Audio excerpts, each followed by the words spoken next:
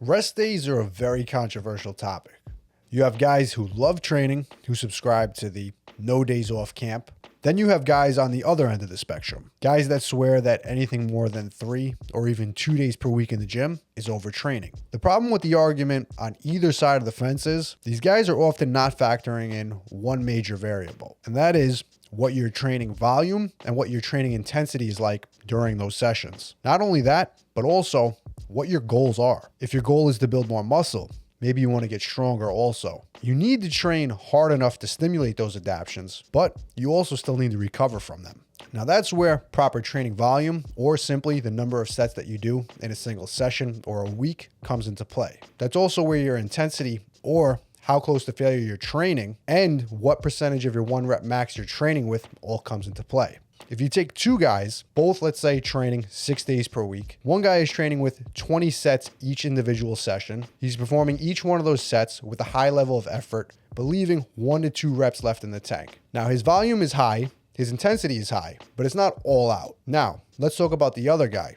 Now again, he's also training 6 days per week, but now he's only performing 6 to 10 sets each session, and his average set is taking 3 to 4 reps from failure. Now, this guy's volume is fairly low, and he's also not training very close to failure. His average intensity is much lower, and his volume is obviously much lower. And the end result, even though both guys are in the gym 6 days per week, the guy who's training with more sets during those 6 days and training more intensely during those 6 days is also going to require more recovery. So the fact that both of them are training 6 days per week means nothing if we're not factoring in how hard they're training. The guy who's training with lower volume, he might never need additional rest days because his average intensity and volume are just too low. Now, the guy training 6 days per week with higher volume and higher intensity, he might actually find that if he scaled back and he went to 5 days per week training, maybe he gave himself an extra rest day, but kept the volume and the intensity high, he might now find that his recovery is actually better, and he might perform even better each one of those sessions. So the point that I'm trying to drive home here is that arguing over 3 days per week in the gym versus 4, versus 5, or even 6 days per week in the gym, it doesn't solve anything if we're not factoring in the actual work that we are doing when we're in the gym. And if our goal is specifically to build muscle,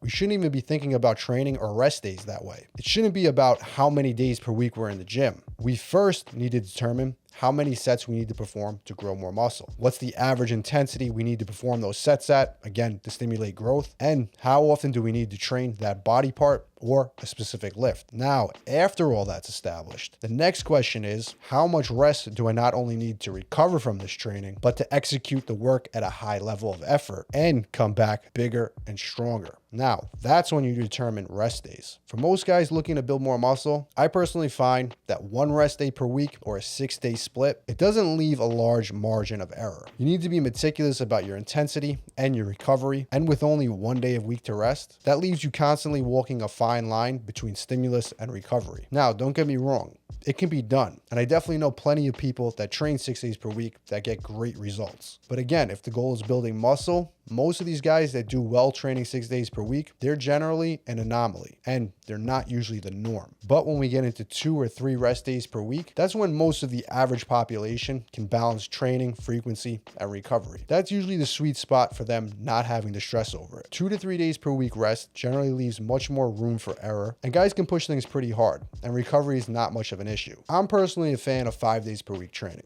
I think it gives you a decent amount of days per week to spread your training evenly throughout those 5 days. And when you compare it to something like 3 to 4 days, you can spread that workout throughout each session, making each one of them a bit shorter. And the great thing is, you still have 2 full days per week to rest. And if you look at many of the top pros today, bodybuilders from the 60s and 70s, in the off season, most of these guys, they've been killing it with 4 to 5 day splits. But again, remember, it's not about how many days per week you're in the gym or how many rest days you take. That doesn't mean anything if we're not factoring in what type of training you're doing when you're actually in the gym. And if you want the routines that I personally recommend, ones that were created specifically to build more muscle using proven old school bodybuilding methods, all my old school mass gain programs can be found below. And as always, if you guys want to see more of the best original bodybuilding content just like this, make sure to hit subscribe.